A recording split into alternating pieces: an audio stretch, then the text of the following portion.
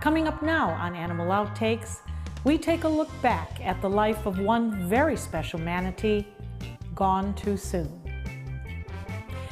And see, they'll kind of tilt sideways. They have an inverted beak that helps them with that in the water. there is no mistaking the flamingo. And this bright colored bird has some brilliant characteristics too. They're generally smaller. These as adults get to be about 6 foot, 6'6" maybe. Females 3.5 to 4 feet long, this particular caiman. We get up close with a species of crocodilian that is invasive to Florida. This and much more straight ahead on Animal Outtakes.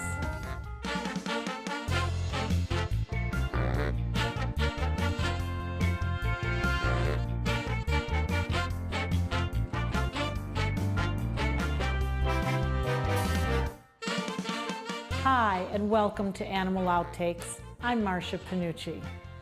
Animals are a big part of our lives, and for one Florida county, there was a mammal who really was the community's mascot, a beloved Florida manatee named Snooty. And if you were one of the many who got a chance to meet this gentle giant, he would have your heart. Snooty spent pretty much all of his life in captivity at the South Florida Museum. And that's why Snooty is found in the Guinness Book of World Records as the longest living manatee in captivity. But in an unfortunate accident, Snooty passed away, one day after celebrating his 69th birthday. The city of Bradenton's mayor even told a local paper that Bradenton has lost its most iconic citizen. A few seasons back, we went out to visit Snooty, and this week, in honor of him and all the people that fell in love with him, we thought we would air it again.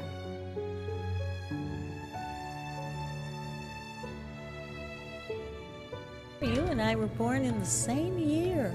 Yes. And you're holding up much better.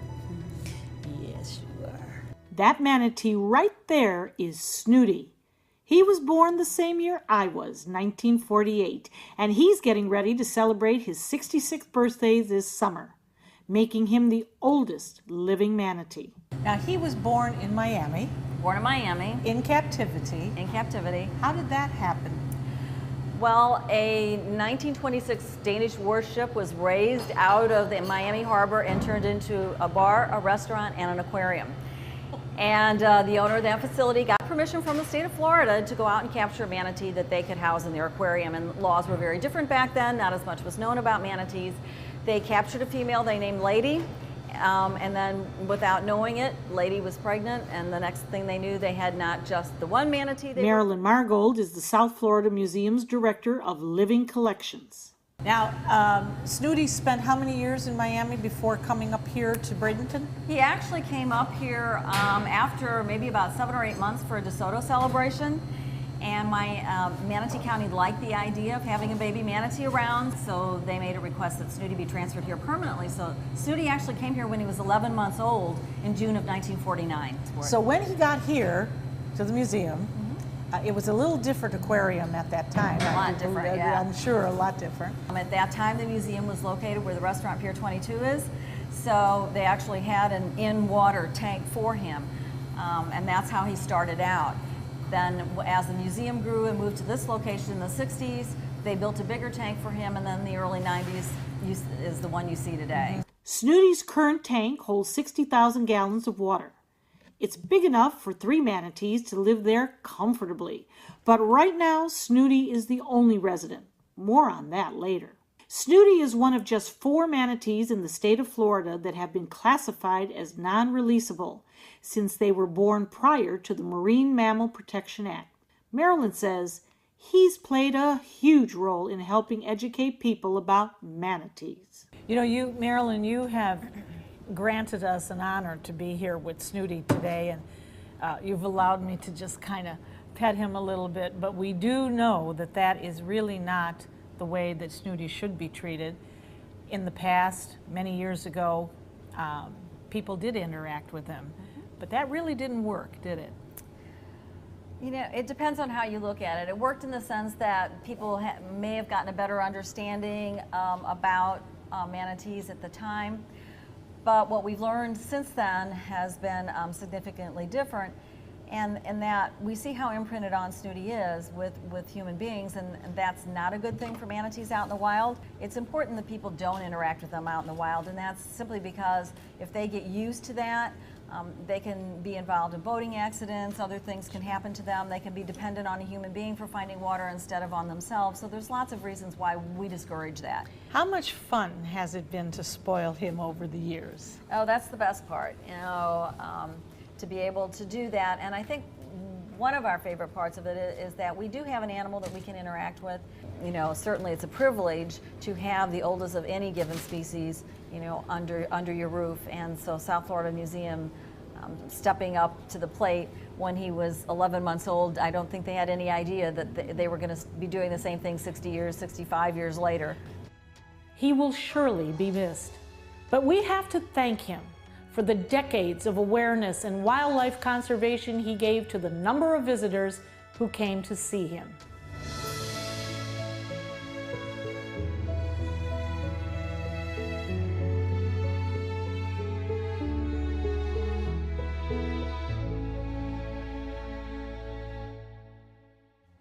The word flamingo comes from the Spanish word flamenco, meaning fire.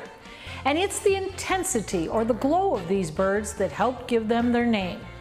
That gorgeous pink color makes flamingos easy to spot.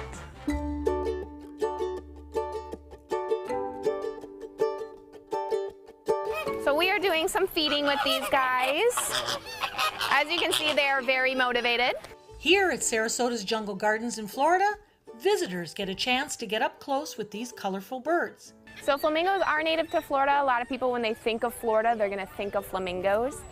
We are still one of the only places in the state that you can walk up to a flamingo and be able to hand feed it. So it's kind of cool to be able to walk around with them, interact with them, get to see up close their bright coloring. And that coloring can be a vibrant pink. And if you've ever heard the saying, "You are what you eat," well, that certainly applies to them. One of the most interesting things about flamingos is that when they eat their shrimp, that's how they take in their coloration. So that's how they get these super bright pink colors. Here at the gardens, we don't have that shrimp for them. We actually have a special flamingo food that has all of their nutrients and keratin in it to allow them to keep that bright color. One of the also interesting things about it is that they are filter feeders, similar to a baleen whale. So they have soft plates on their tongue, and they will stick their head upside down and filter feed through the water and take in their food that way. And then those rakers will help filter out the food that they need. Another unique feature the flamingo has, its long legs. You'll often see them standing on just one of them. Taking a closer look, you see what looks like a backward bending knee. That's really the bird's ankle. Their knee is actually hard to spot, hidden up close to the body and usually under the feathers. Spring has sprung here at the gardens, so we have Flamingo Island back there, and we are hoping that they are gonna maybe have some babies for us. If you're here during the springtime, you can actually see them do some of their courting dances for each other. So that's pretty neat to see. Flamingos are said to be monogamous, mating with one partner for life. Within a flamingo colony, when it comes time to mate, all birds will participate, so there will be an abundance of offspring at the same time. I think one of the most important things about protecting animals and interacting with animals is you get to have these up-close interactions with them. You know, I as a kid would go to zoos, and that's what inspired me to want to work with animals and protect animals and be with them. If you don't have those experiences, you know, what is going to make you want to go out and be like, I'm gonna, you know, protect these flamingos because I remember I got to feed them when they, you know, when I was a kid. So having that up-close interaction really kind of inspire a person to help, I think. There are 6 different species of flamingos throughout the world. One species that is on the decline, the plastic lawn flamingo. And I think we would all agree on that one. You just don't see them like you used to. As I go down her back, Boy, let me tell you, she's solid. She's very She's solid. solid. Would you like to give her a hold there? Well, maybe. All right, so what I'm going to do is I'm going to hand her to you this way so she doesn't look at the water. Okay. Oh, yeah. Oh, yes. Just like that for you, so you Okay. can kind of feel her weight. Now, this is one big baby. No, this is not an alligator or a crocodile. This is called a caiman. And we will find out more about this crocodilian reptile next. For thousands of years, we've been humans' best friend. You've been through a lot, and we've been right there with you. A dog is part of the family, a confidant, and a friend who always knows how to get into your heart. So what happens to our beloved companions when we can no longer care for them? This is why we've created Dante's Den, an innovative, state-of-the-art facility that will provide care for up to 100 dogs. Dante's Den is a community for joyful dogs. Millions of Americans face uncertainty when planning for the future of beloved pets who may well outlive them. Dante's Den is a charitable organization, so in whatever capacity you can, please lend your support so that we may continue this most wonderful work. Dante and I would like to thank you for watching and for also opening up your hearts to our wonderful community of joyful dogs. Learn about the many ways you could become involved by visiting dantesden.org. Thanks for staying with us. They won't get nearly as big as the American alligator or crocodile. The spectacled caiman are typically about 6 feet long. While it's considered a relatively small crocodilian, it still is a huge predator.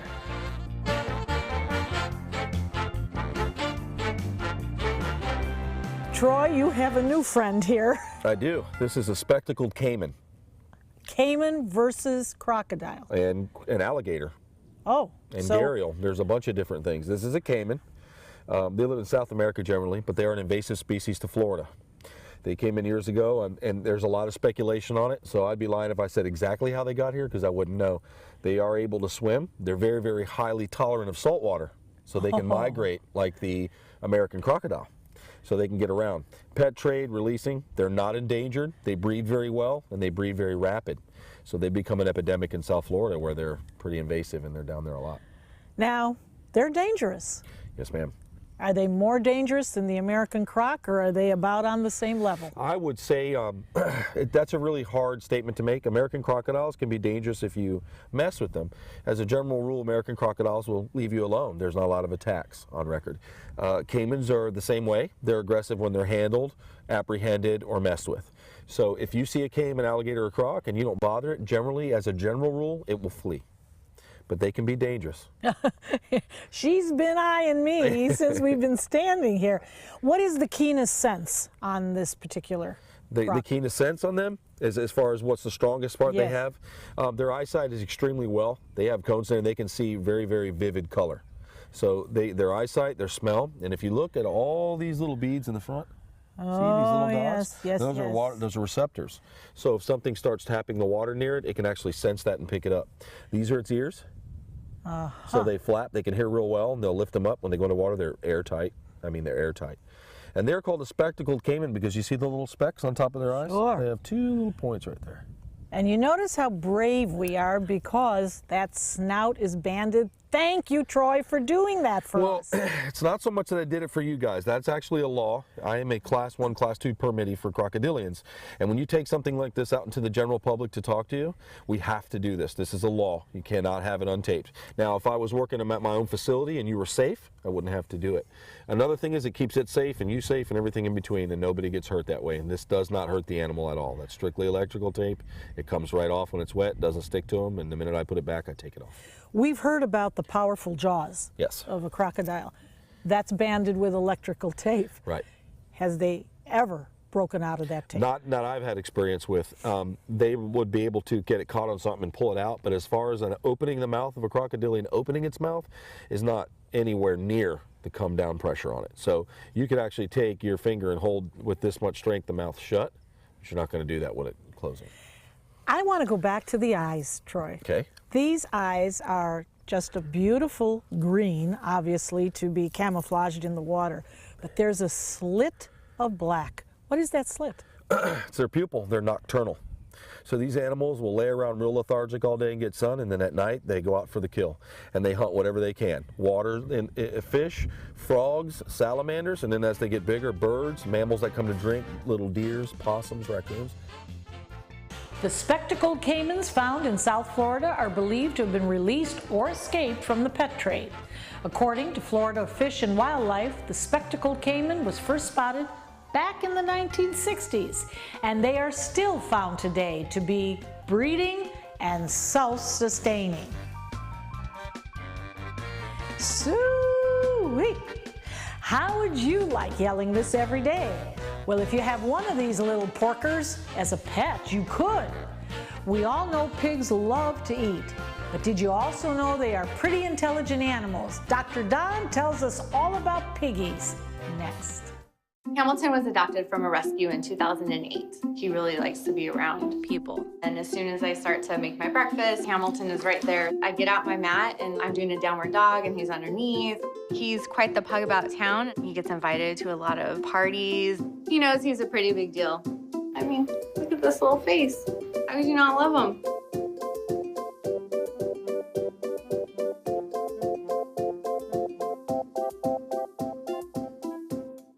Credit card debt can ruin your life.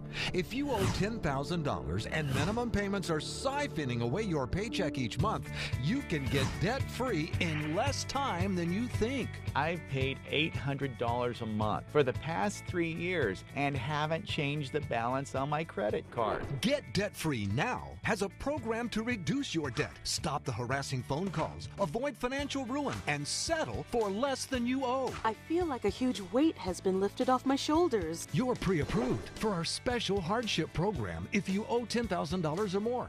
Upon payment of your new lower balance, your debt will finally shrink until you are debt-free. My family no longer has 30 years of payments ahead of us at 20% interest. There's no fees until you see results. So call now, make one monthly program payment, and free up your cash. Resolve your debt. Call 800-685-6422, 800-685-6422. Animal Outtakes is produced by Dante's Den Foundation, a nonprofit group dedicated to creating the best life for dogs. If you would like to learn more about Dante's Den, donate, or volunteer, visit our website, dantesden.org. Let's see, this little piggy went to market, and this little piggy stayed at home. That's right, pigs as pets. These animals aren't just found on farms anymore. Some folks are keeping them as their animal companions. But do these porkers really make good pets? Dr. Don tells us more in this week's Pet of the Week.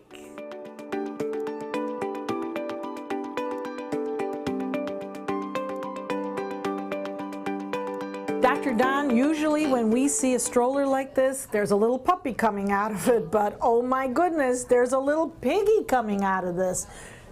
Tell us about Dottie. Oh, you're right, this is a pig. This is actually a mini pig, and she's about 3 months old, and she was just in to get spayed the other day, and she was just so cute and personal, you just had to have her on display here. So this is her debut? This is her debut. Okay. And there are about 50 different kinds of pigs they call mini pigs, and some are not quite as many as others, and they all grow. Your basic everyday pig that you'd buy like at the grocery store to eat, that pig, usually at around 4 months, is around 200 pounds. They grow very fast, and if left alone, that pig can be 1,000 pounds or more. So when you have a mini pig, well, it only grows 60 pounds or more, it's still a strong animal, and they can live, if you take care of them right, 20 to 25 years. So now you got to ask yourself, your 13-year-old kid really wants a miniature pig, and you get it to him. In 4 years, they're going to discover boys or girls, and often they're pigs. Or they're 18, they go off to college. Well, there you go. Have a pig, Mom. But Dr. Don. Yes? Pigs as a pet. They are smart, sometimes too smart. They're easily as smart as a German Shepherd. You can teach them to do stuff, and they're strong. And they're also strong-willed. And keep in mind, they hit puberty early, so you want to spay them and neuter them when they're around 3 months or 4 months of age, or else it's going to be really, really nasty. So. But where do you keep them? Is this an indoor pig, or is this an outdoor pig? I think all pigs really like to be outdoors. They like to have a pen where they're out of the weather. They can get out of the sun, they can get out of the rain, they can get out of wind, yet they can actually go out there and feel the sun and feel the dirt under their toes. If they're kept indoors, and I do have people that have indoor pigs, and they let themselves out. Often like hoofs get kind of overgrown. We have to do hoof trimming all the time. And also, they're strong and they're smart. So I've had people come home to find their refrigerator moved to the middle of the room, their door open, and everything from here down cleaned out.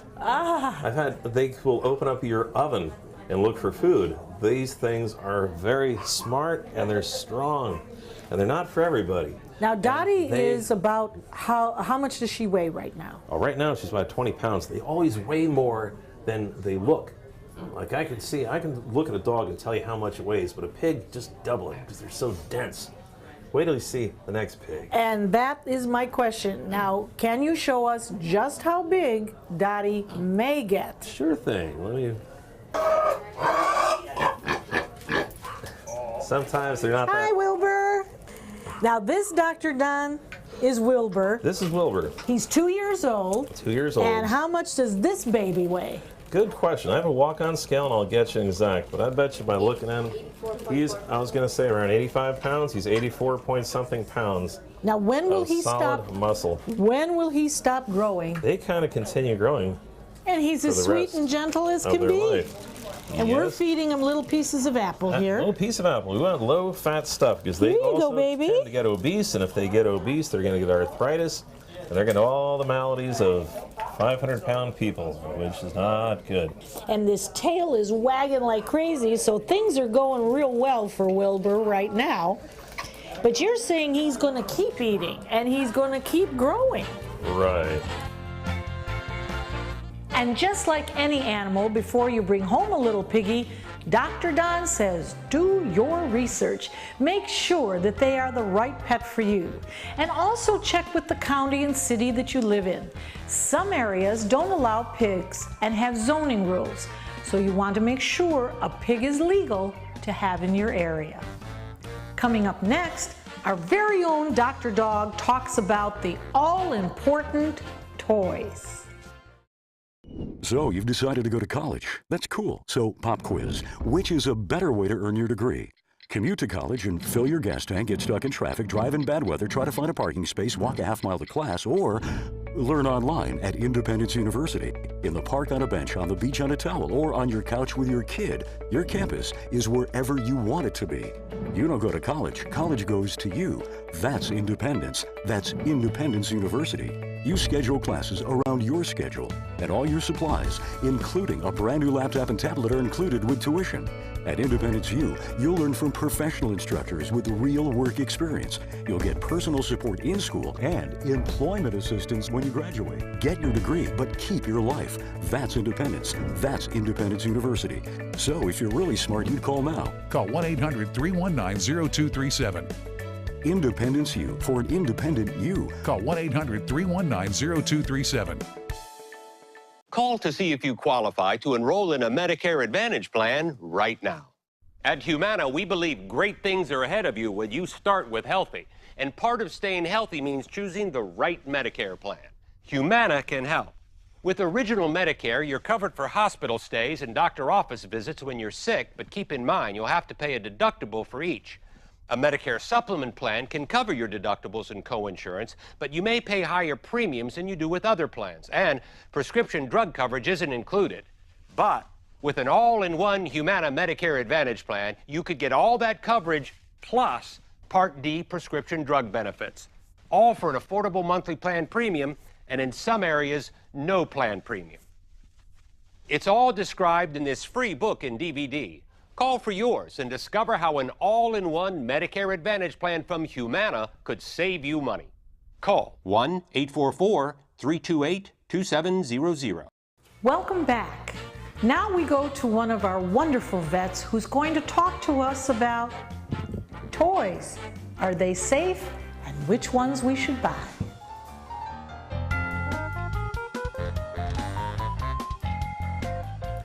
Well, there's so many toys out there, it's hard to kind of give you a perfect example, but one of the things you want to make sure your dog cannot ingest a toy, because one of the more common problems we have in terms of having to have surgical extraction is with some undigestible problem, be it a toy. We've received things such as dolls, and of course socks are more common things. Because sometimes people use, socks to kind of allow an animal to play with. Bad idea.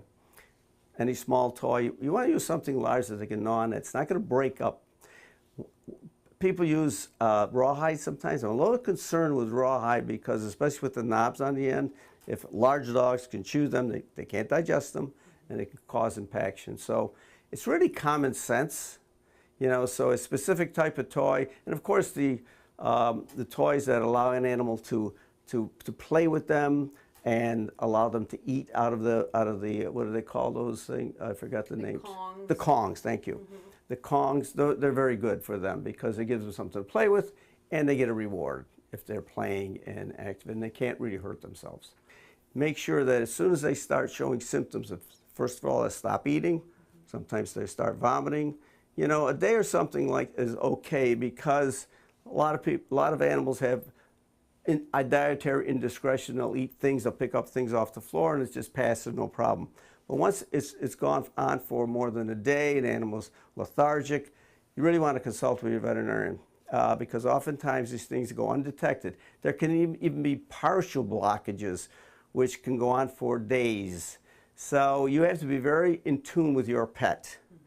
And ask questions, call your veterinarian at the earliest symptoms so that they can monitor what's going on and make sure that everything's going to resolve on its own, or maybe they can give you some suggestions. Better to be, early on these things than waiting too long. Sometimes I tell my clients all the time, you're not bothering us. Call us. That's what we're here for. Great advice from the doc, as usual. We hope you've had fun and learned a thing or two along the way. Zeus and I will be back here again next week with even more animals and some wild adventures. Until then, thanks for watching. They won't get nearly as big as the American alligator or crocodile. The spectacled? Okay. The speckled caiman are spectacle. Spectacles. Got it. As the American alligator or crocodile.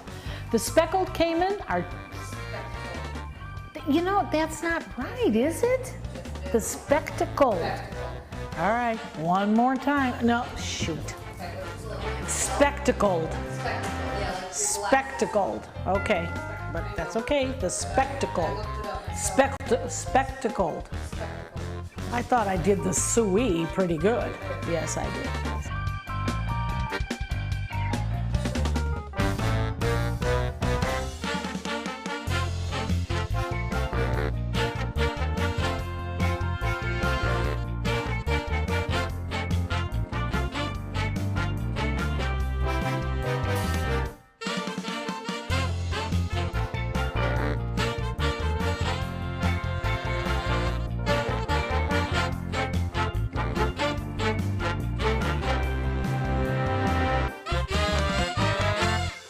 You studied hard, went to college, and achieved your dream, but it turned into a financial nightmare. If you have federal student loans and you'd like to reduce your payments, get more time, or have your loans completely eliminated, then we have good news. With one call to Student Loan Relief Services, you can find support and guidance. We've already helped thousands of people, and we can help you too. If you have $10,000 or more in federal student loans, you can qualify for payment extensions, payment reductions, or you may qualify to have your federal student loan completely forgiven. Call Student Loan Relief Services now to find out about your options. Take control of your finances and get out from under this burden. One of our student loan experts has the answers to your questions and great solutions to ease your financial burden. We're here for you. Call Student Loan Relief Services now. Call 800-759-0203, 800-759-0203.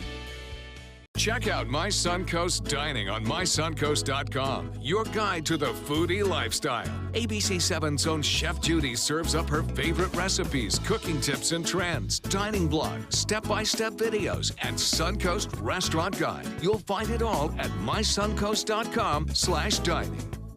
The official Suncoast Hurricane Guide from ABC7. Download yours today. The official Suncoast Storm Team at ABC7. We're here for you.